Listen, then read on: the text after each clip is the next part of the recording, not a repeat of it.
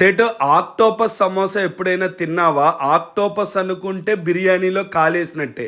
అదేంది బ్రో పప్పులో కదా కాలేసేదంటే, పప్పు కూర బండాలన్నా బిర్యానీని ఎరువుగా వేసే రోజులు బ్రో ఇవి, అందుకని అలా అన్నాను. సరే మ్యాటర్కి వచ్చేస్తే, ఈ జీడిపప్పు కోవా సమోసాని ఏ ఫంక్షన్కి పెట్టినా ఆ ఫంక్షన్ హైలైట్ అయింది బ్రో.